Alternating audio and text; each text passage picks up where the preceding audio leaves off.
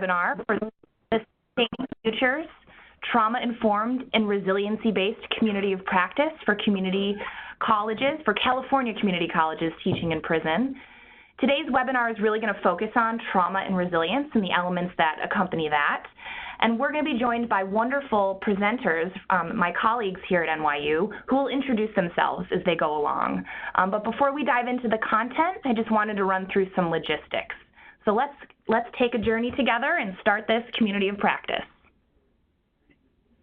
All right, so just some basic agenda items. Here's what we're going to be covering today in our webinar. We're going to talk a little bit about the trauma foundations, what we mean when we talk about trauma. We'll talk about resilience and what we mean when we talk about trauma-informed and resiliency-based. We'll also talk through a better understanding of compassion fatigue, vicarious trauma, and burnout. Some of the things that those of you who filled out these applications for our community of practice identified as areas of concern and need that you'd like to address. We'll also talk about what the next steps are in this community of practice and what the timeline looks like. And then finally, just some logistics for the webinar today. This webinar is being recorded, we're happy to say. We know there's a lot of interest in this community of practice, but not everybody was available at the moment.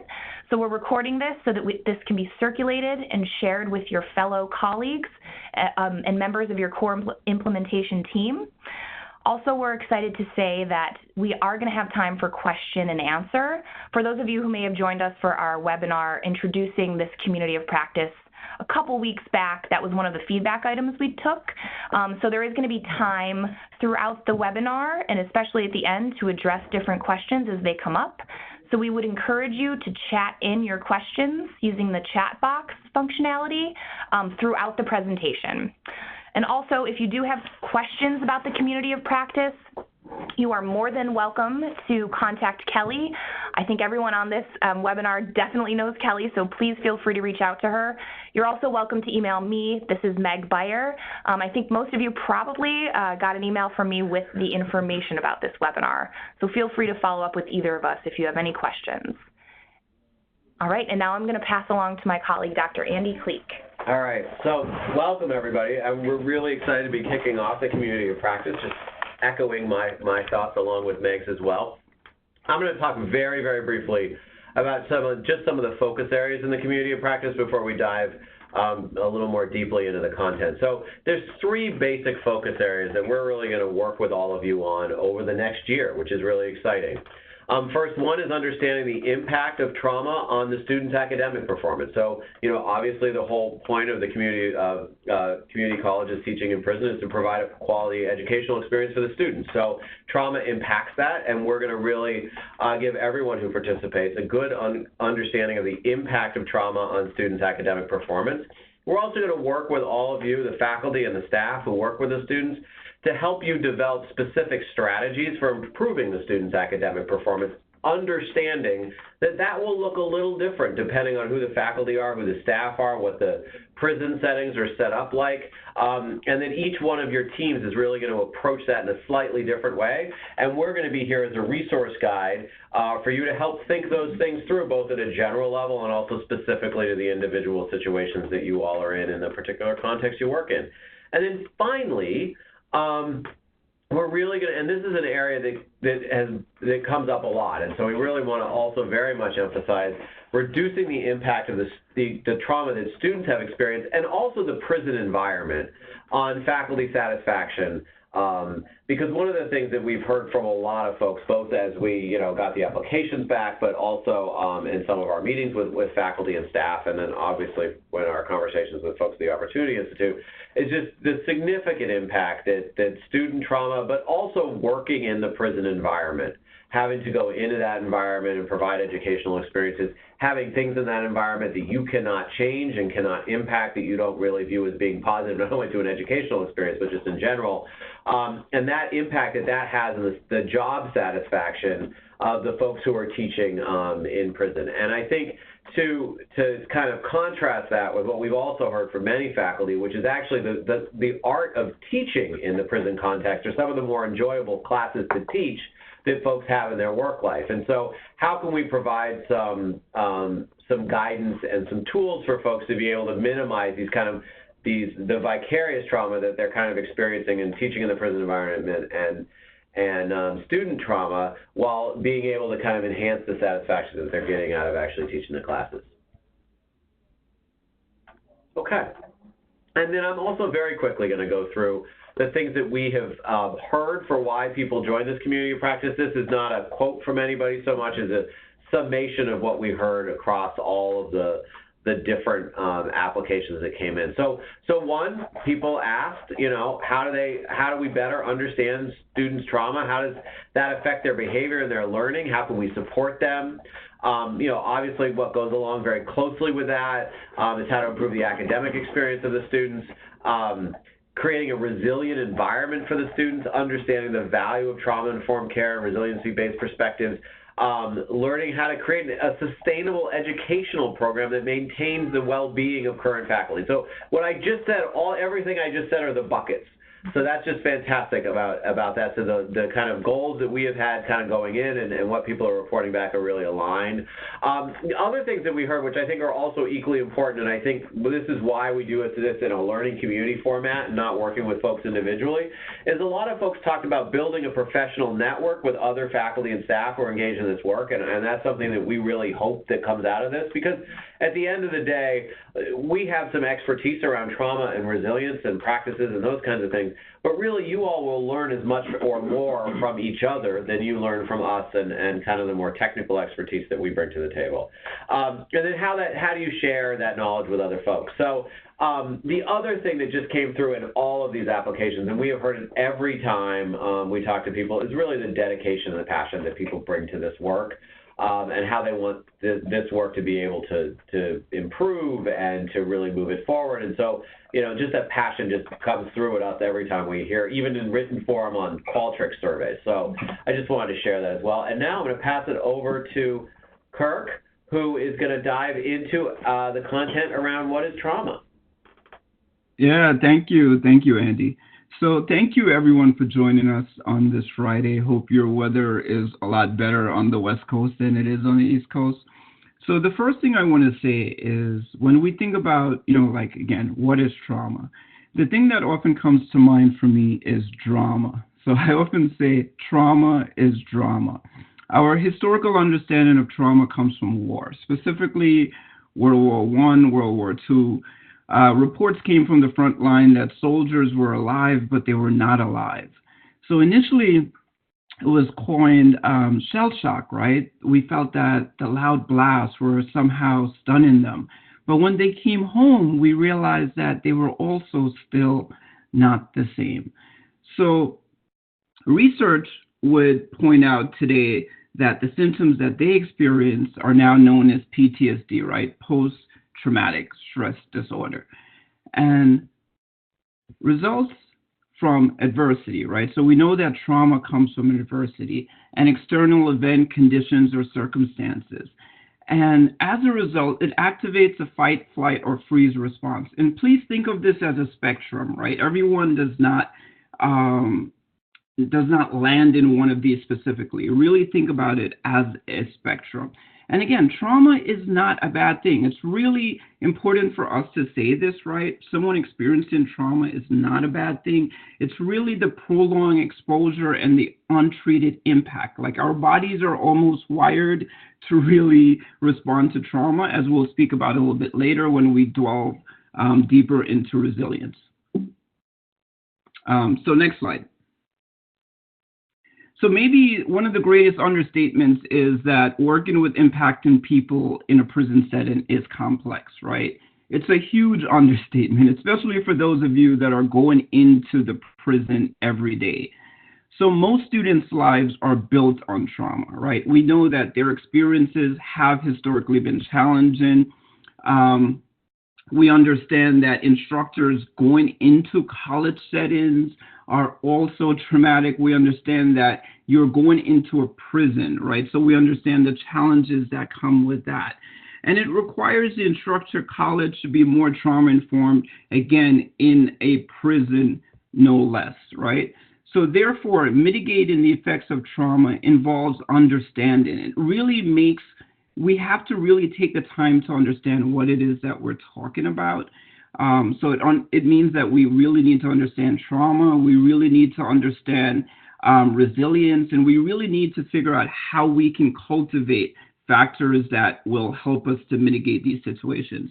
When I think about trauma and mitigation, one of the things that often comes to mind for me is James Baldwin, you can't heal what you don't reveal. So many of you may have heard of, could we go to the next slide? Many of you may have heard of the ACEs study, right? So the ACEs study was a study done in the 1990s. ACE stands for Adverse Childhood Experiences. And the researchers really sought to examine and define and ultimately understand the long-term impact of adverse childhood experiences. And we understand childhood, right, as being a vulnerable stage. So it's an age where, trauma has the impact to, or maybe the ability, I should say, to almost root. So maybe if we go to the next slide, we can begin to look at what are these adverse experiences. Next slide, team. Thank you. So examples of, let's just maybe pause. Let's look at this slide, right? So examples of adverse life events, physical abuse, sexual abuse, emotional abuse, physical neglect, right? When we look at this list, I'm going to add something. I'm going to add poverty. I'm going to add racism. I'm going to add various levels of discrimination. And then think about the folks that you work with, right? And think about who has not had one of these experiences. And then maybe the next question I would ask you is, what do you believe is the impact of having not maybe one of these experiences, but multiple experiences? So if we go to the next slide, while the impact may be varied, right, the research tells us that exposure to numerable ACEs, right, exposures to numerous traumas, exposures to multiple dramas, they correlate strongly with future incarceration. So we know that there is an impact. We know that children, young folks who have high levels of traumatic experiences, high levels of ACEs, are more likely to end up in prison. So my colleague Tony now is going to really speak to you about the impact of ACEs, trauma, etc., on the body. Okay, so thanks so much, Kirk. Yeah, so, there is we're built to have a human stress response system and to protect us. And so there's a neurological basis to the experience of how we react to threats, to harm, to losses. So I'm sure this is very common to you around the fight, flight, or freeze response.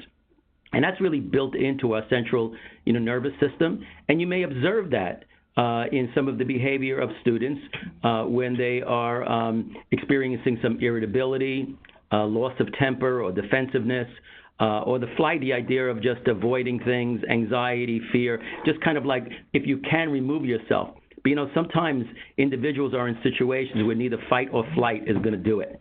And you end up in this very, very difficult learned helplessness system, which results in a numbing or detachment or giving up, which is a sort of a freeze response. And here's one framework that might kind of be a helpful sort of way of thinking about these different zones of arousal. In that first top section here, that's when you're really in this fight or flight response. And if you were studying neurobiology, you would know that our sympathetic nervous system is designed to kind of deal with that sort of threat. And here are just some signs that you can think about that are associated with being in a hyper-arousal zone. And you can see some of those issues there around tension, emotional reactivity, having racing thoughts. And if any of you or any of us have ever experienced being in a tense, scary situation or frightening situation, this is the way our bodies are going to react to it. There's on the bottom, I just want to bring you to the bottom, which is when you're in a situation where there's not very much that you can do in terms of being able to control, and you have an immobilization sort of response, and that's like under arousal. right? Too little arousal. And sometimes that's just a basic defensive response, particularly when an individual is not in a situation where fight or flight is really possible for them. And you can see some of those signs around reduced physical movement, relative absence of sensation, feeling kind of shut down, numb, and being very, very passive. And you may encounter both students who may manifest some of those signs, or you might experience that yourself in different sorts of situations. Where we want to be is in that middle zone, this optimal arousal zone, and they refer to it as ventral vagal. Again, it's a neurological term. We have something called the vagus nerve, which is very, very important in our whole emotional experiences and how we deal with stressful encounters. And this is where you want to be. So we want to say, well, we want to create an environment. We want to engage people in a way where there is optimal arousal. Now, being in a prison environment, already you have what I think I would describe as a lot of dehumanizing types of experiences. So how do you stay human in these sorts of situations? How do you have an optimal arousal when there are so many stimuli that are likely to trigger or activate a fight or flight response? Or if a person just says, look, I'm just going to withdraw from all of this, which makes perfect sense when there's just too much threat, too many opportunities for adversity, it's to just distance oneself from that, and you can kind of like implode. You kind of go inwards, and that can happen as well. So how do we create environments, even within the context and the environment that you have control over, which is your classroom? How do you create a window of tolerance there? What are the things you can do where people can experience like a regard for each other, some empathy in environments where empathy is really not valued, feelings that are where people can express some feelings without fear? The idea of just being able to organize your thinking. And, of course, in terms of academic performance, being able to organize your thinking, be able to think clearly, to have a certain level of emotional arousal. If it's too high or too low, it absolutely interferes with learning. So this is, I think, a framework that can be helpful as we go forward, and we'll get more deeply into this in our future meetings. But we think that this could be a helpful framework for us to consider. Now, here's this issue. Now, fight, flight, or freeze. That's one level. It seems like it makes perfect sense. But we also know that individuals who've gone through significant adversity in their lives and serious trauma, especially as children, it can set the stage for developing sort of personality styles or characterological patterns of behavior, which really are these complex psychological coping. It is not just a matter of just avoidance at a particular situation or fighting when you feel that you're being threatened. It kind of develops into these patterns, which becomes part of a person's personality. In psychiatry, we have a whole area called personality disorders.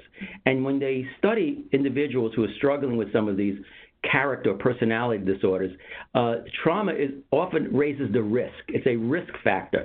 That can include splitting. That is, if you've ever encountered individuals who see you in an idyllic way one day, but you're demonized in another way, that process of people sort of splitting people into good buckets and bad buckets and nothing in between, that can often be a personality style that can have really some serious consequences for the individual. And you might actually observe some of that. People who might find themselves pathologically lying, anything that could be protective at any point in time. I don't mean instrumental lying. Instrumental lying is where a person knows they're lying and they're doing it for particular goals.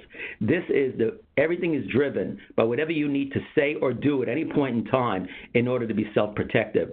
Hypersexualizing, seduction, right? Individuals who have this kind of like seductive approach to things, both in a sexual way, but really in a way to kind of win people over, especially individuals who have experienced sexual abuse, again, it raises the risk that they would engage in some of these personality patterns. Identification with the aggressor. Individuals can go from being a victim to being a perpetrator. And part of that is as a coping style, as a protective style. Instead of being the victim of an aggressor, I can now join the aggressor. And then there's this area around codependency or called fawning, where the individual just simply wants to establish a special relationship of protection, right? Where they have a great deal of dependency on those who can provide some support or to provide some protection. And that can happen, as well. And there really are other psychological coping behaviors. But we're going to go a little bit more deeply into this when we meet in our face-to-face, because this goes really beyond the sort of just a flight responses, freeze response, or flight response. It has to do with the way this has affected a person's really outlook in the world, their worldview, the way in which they relate on a day-to-day basis with others. Now, let's think about some of these common post-traumatic activating experiences. I think Kirk is going to be doing this piece. Kirk, I'm going to just toss this back to you. Yeah, thank you, Tony. So when we think about, especially for the folks that you work with, right, you're going to have these are, again, what we think of as activating experiences. They're going to look maybe a little bit different for the folks that you work with, but some of the ones that we felt were really relevant to your population, right, was maybe being asked personal questions. So one of the things that you know about the folks that you work with, right, is that there is so much secrecy around who they are, why they're in prison, maybe what their families look like, right? And so maybe being asked personal questions could be really triggering, maybe being put on the spot, right? Again, physical closeness. And I thought a lot about physical closeness specifically for you guys, as I think often of, maybe how we would relate to a student in a classroom in, on a college campus, and it would not be the same way we would relate to a student inside a prison, right? Because that has really consequences for them. It could be seen by the CO as being, potentially of a sexual nature, right? So just thinking about, more intentionally about these things, right? Maybe being invalidated. And when we think again about the experiences of most of the folks who are in our classrooms in those jails and prisons, right? They're folks who have often had histories of invalidation. And as Tony just spoke about, really, again, intense emotions, high arousal states. But, again, this is a really good list, but really you're going to have maybe specific experiences to your classroom.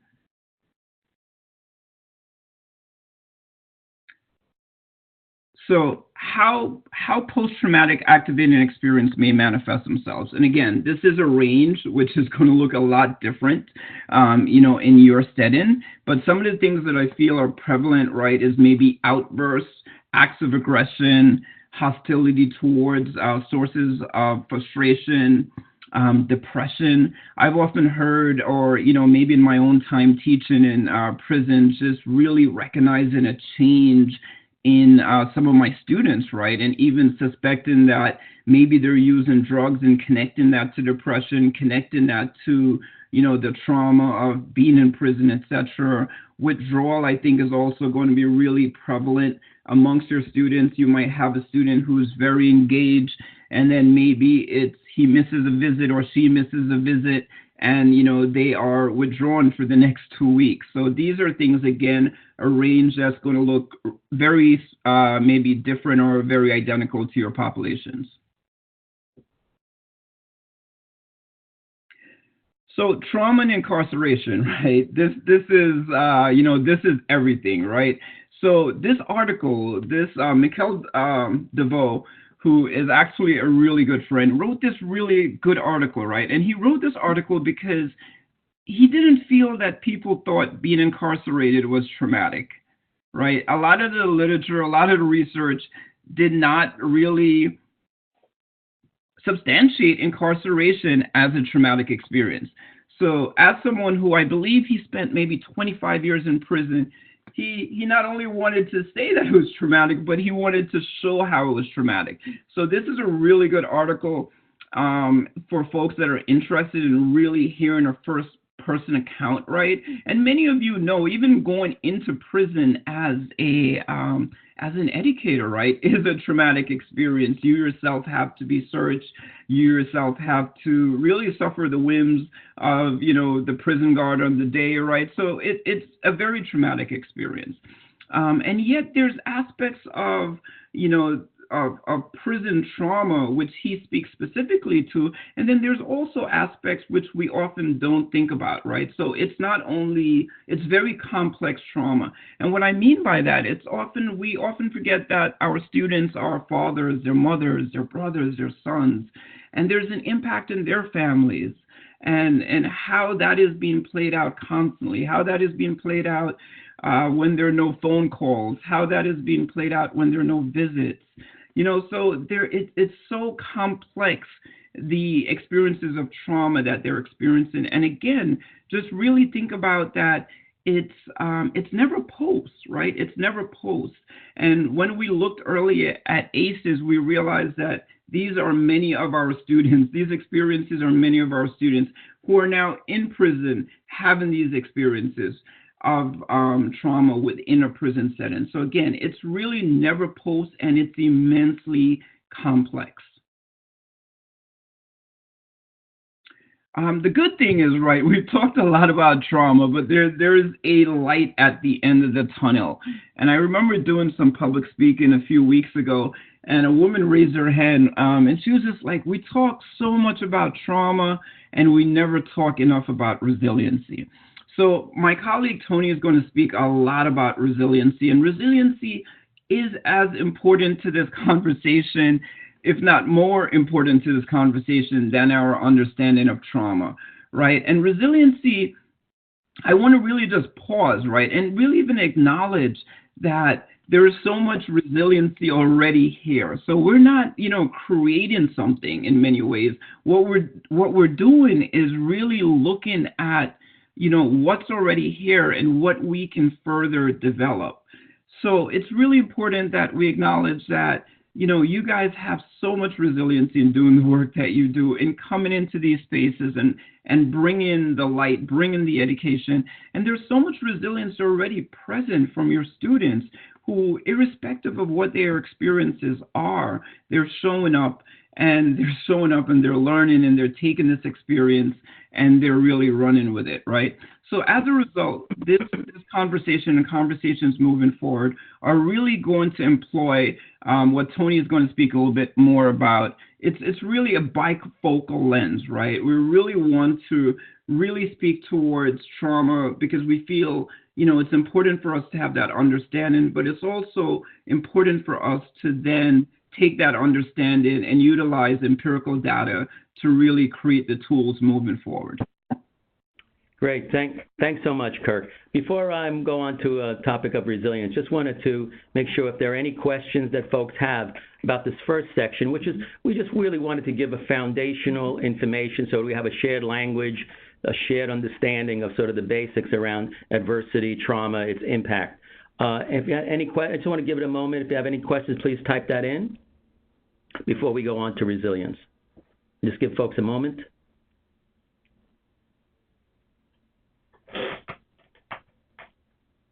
Okay, it sounds like things were clear enough in how both Kirk and I were presenting this. Terrific. We'll go on to understanding this area of resilience.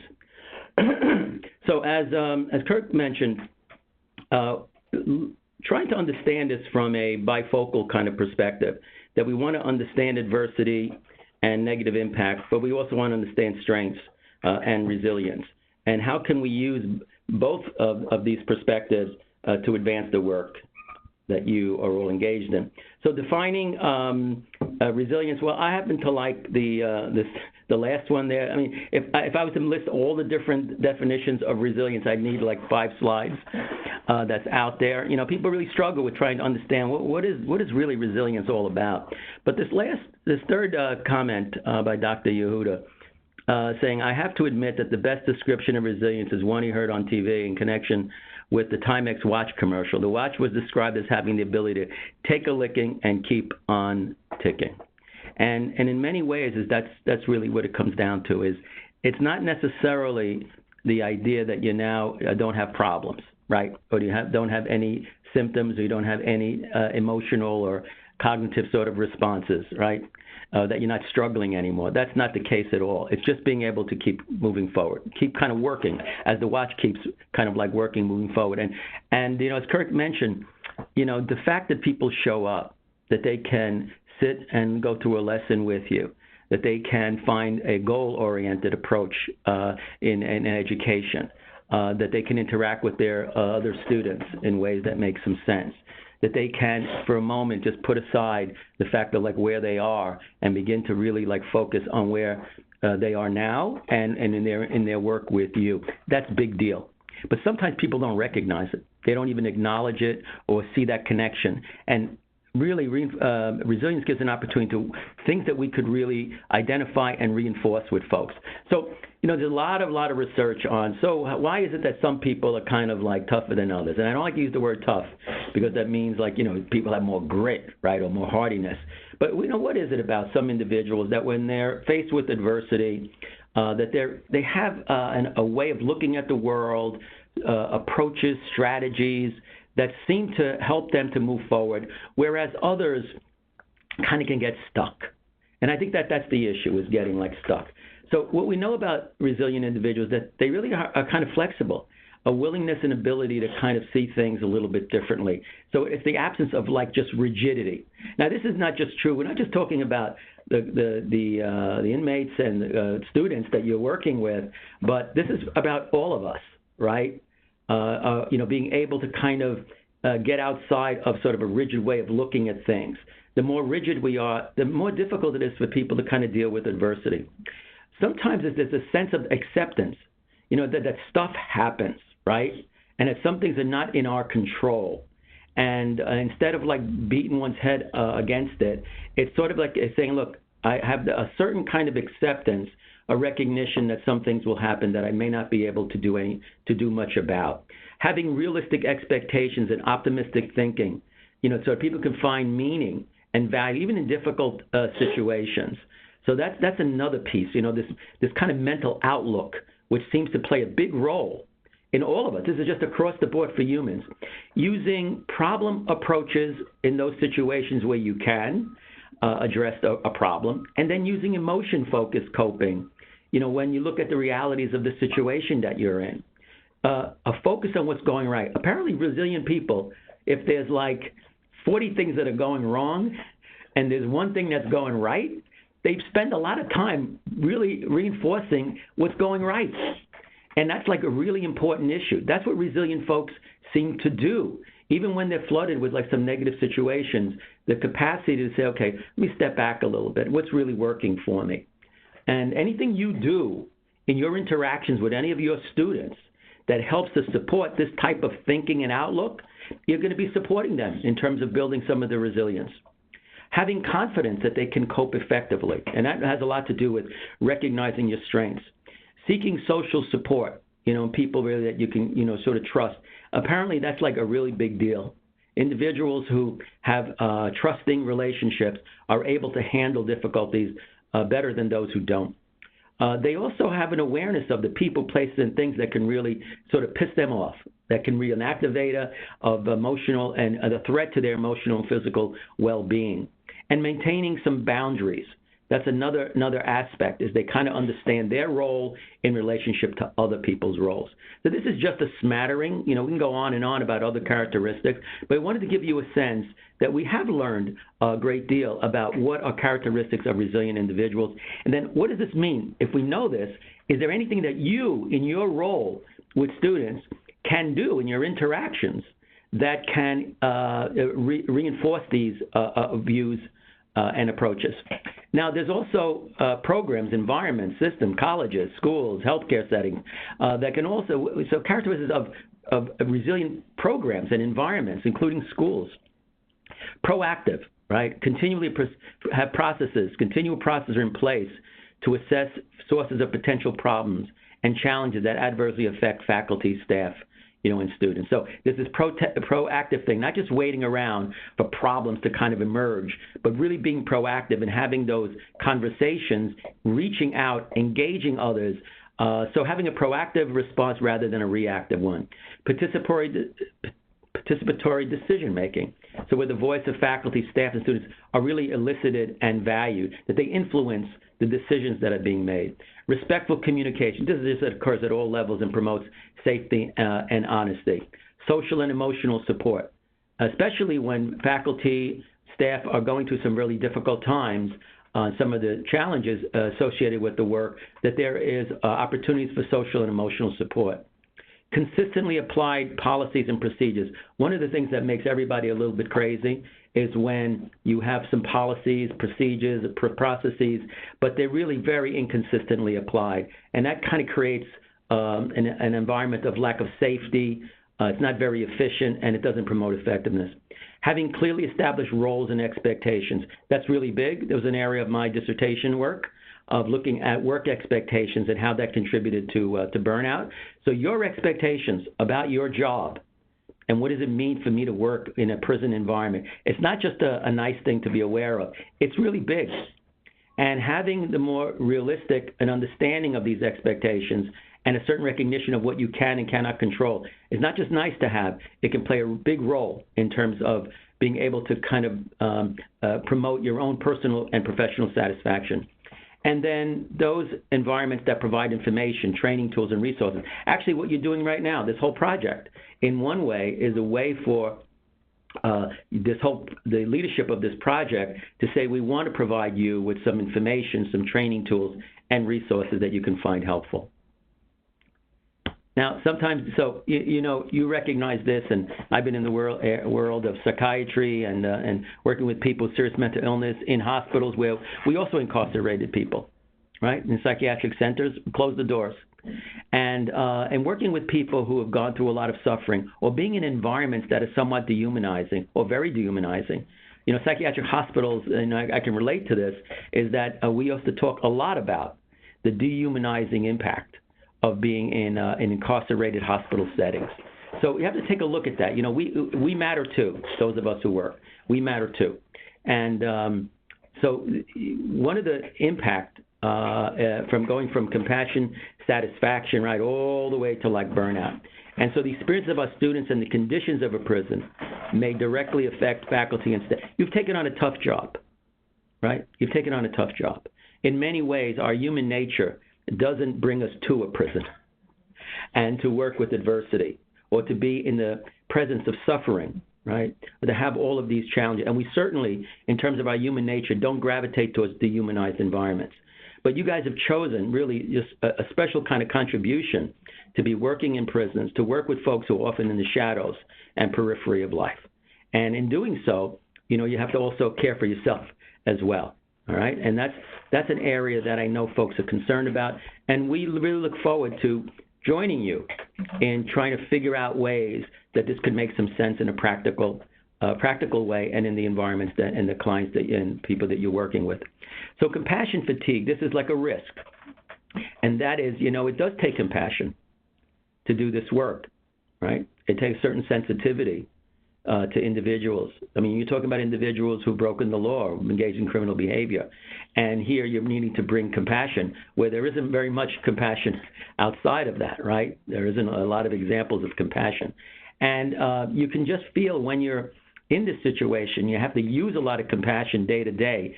It can just be a little exhausting, both physically and emotionally exhaustion. I get this. I know what this is like. And maybe many of you have had experiences like this. Because if you give yourself fully to your student, right, it can be difficult to maintain a healthy balance of just like empathy. You kind of take on. Because empathy means that you kind of get closer and closer to understanding that person's experience. And in some cases, you almost have a parallel emotional response. Okay? And kind of maintaining professional boundaries. This is always huge in the area of mental health. And I think it's also huge in the work that you guys do as well. There's a shift in hope and optimism about the value of the work. You just say, well, really, are we getting anywhere? You begin to feel like this isn't really amounting to much.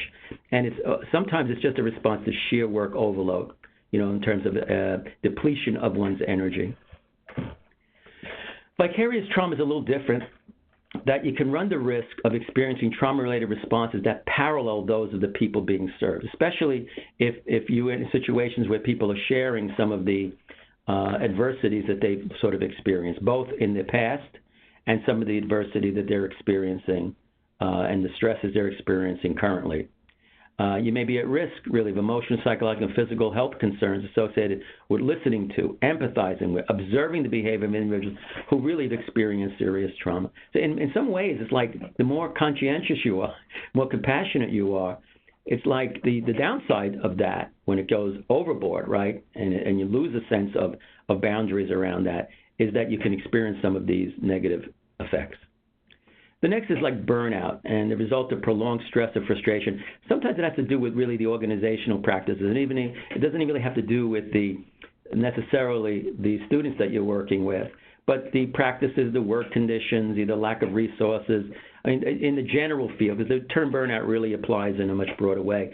But there's three aspects to it. One is emotional exhaustion, a lack of meaning and accomplishment. But here's the worst one, and I've certainly have seen this, and I've worked with a lot of folks, especially in incarcerated inpatient hospitals, is this depersonalization, where you just lose a sense of empathy and patience. And can you lose a sense of empathy and patience with students? Instead of being viewed as the reason for your work, they're the source of stress rather than the purpose of one's work. So, those are some things to just be sort of aware of. So part of our job is to kind of give you some things to consider when you reflect upon your own responses, building your own self-awareness of how the work that you're doing is affecting you, and strategies that you can employ so that you maintain both your physical well-being and the emotional well-being, as well as being able to perform well in terms of accomplishing goals with students. So what helps the helper? First of all, just gaining some of this knowledge, right, and skills related to principles and practices of trauma-informed resiliency building. So the notion of just building your education. You're in the business of education. In a way, this is education too. It's building your knowledge and skills related to understanding what's really going on when we look at trauma and resiliency. And then exploring educational teaching practices in the classroom that align with these principles and practices. And then developing strategies to really have a better understanding and addressing compassion, fatigue, vicarious trauma, and burnout. And then working in a community to build a stronger network of supports. Now, it isn't like we have all of these very easy, simple, here are the tools, this is how you handle compassion, fatigue, this is how you handle vicarious. We only wish that it was so simple, that we could approach some of these very complex experiences. That's why a learning community, this community of practice that we're organizing, is really bringing people together. And as Andy had mentioned in the beginning, sharing the strategies, how people have attempted to maintain some of their emotional balance, right, and their own health and wellness, and people getting an opportunity to share that with each other can often be one of the greatest sources of support. So now I'm going to turn it over to, first, before we go to timeline, any questions about this section on resilience? And if you do, please just, type in, or maybe a comment that you want to type in, or a question. Just want to hear from you a little bit.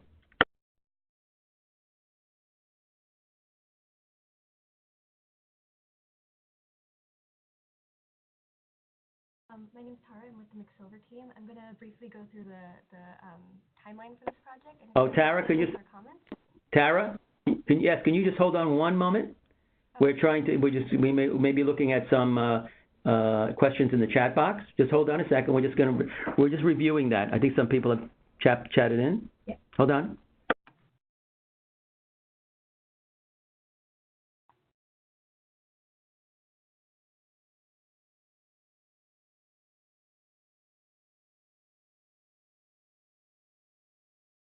Okay, so we just had like a comment, and we love that, people just sharing their perspective. And let me just actually, Meg is with us here, and she's kind of looking over the questions that are coming in, or the comments. So here's a great comment that we'd like to share with you. So speaking of resilience and success, a word that, one of our participants in the Sustaining Futures Community of Practice shared is that a word one of the incarcerated students came up with is flexo-mystic. So it sounds like the combination of flexible and optimistic. And the students say that successful faculty members have to be flexomistic in order to be successful when teaching on the inside. Wow. So we appreciate you. Thank you for sharing that. Well, what's really impressing me is that what we can learn from students, right? What the students tell us is if you were to ask students, So what kind of things would go on? What kinds of things could I, as a teacher? Now I'm a former high school teacher, so this would be a really helpful question if I asked some of my students, right? Back in the day, it's like, so what approach can I take, or what parts of the being in this classroom you guys really find that really works for you? And this notion of being flexible and optimistic, those are two major resiliency factors, right? The flexibility I think what's so important around flexibility is that people who've gone through situations where they've had few choices and few options, when you have flexibility, meaning that individuals are given opportunities for choices, that we don't have like this rigid approach, everybody's have to go in lockstep, because that means you can individualize things a little bit more. And so the more flexibility there is in your classroom, the more likely it is that individuals will be able to identify approaches that will work for them. And that actually calms everybody down. What's scary to folks is like there's a rigid one-way approach, but if I don't think I can do it, I'm screwed. And people who've had adversity, being trapped, right, is really kind of frightening to them. In fact, it can have a stronger response than you think one would have. So I think this is an important part that was shared. Who shared this with us? This was one of our partners from Cal State LA. Great, terrific.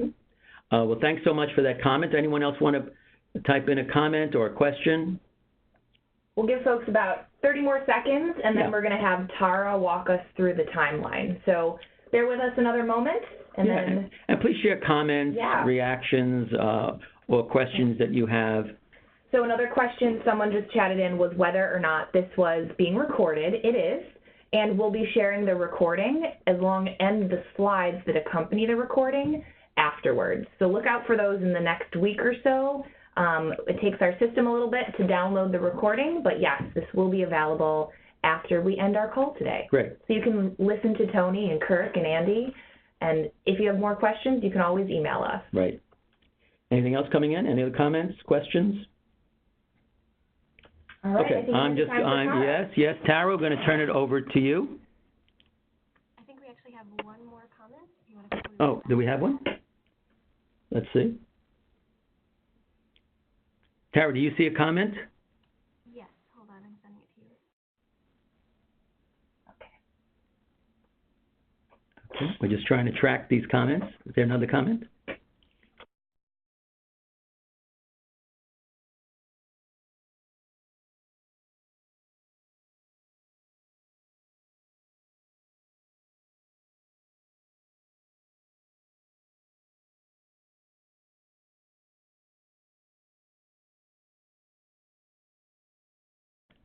Okay, I'm just gonna, we're just gonna read the comments. Okay.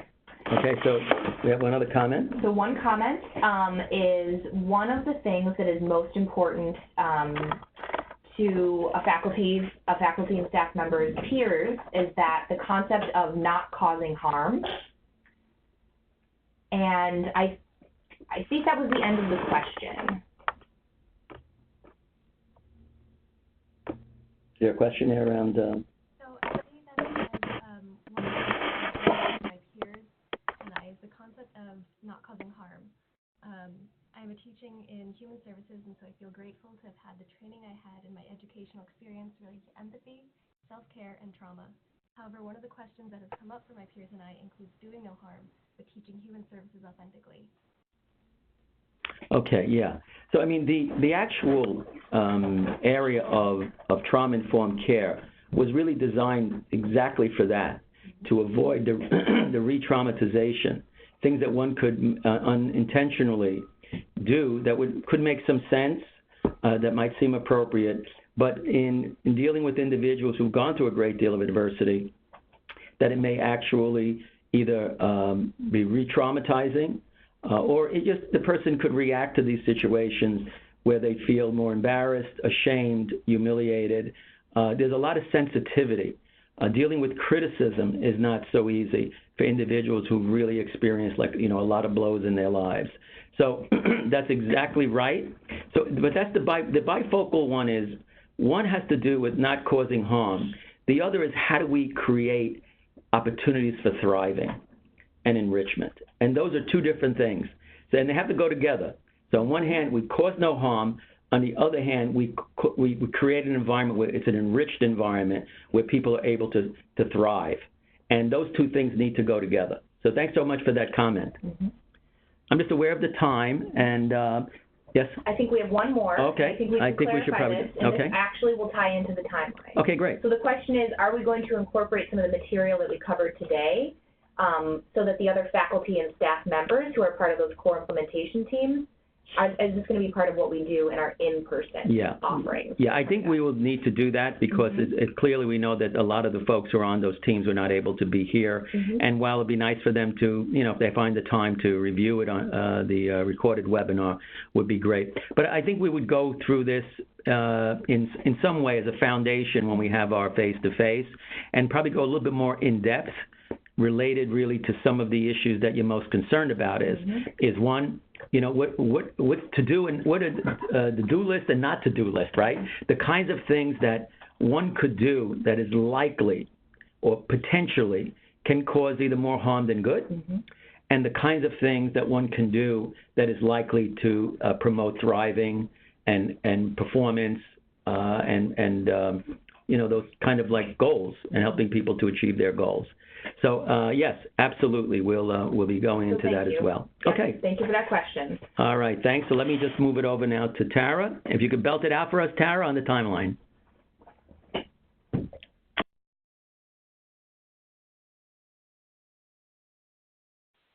Hello, can you hear me now?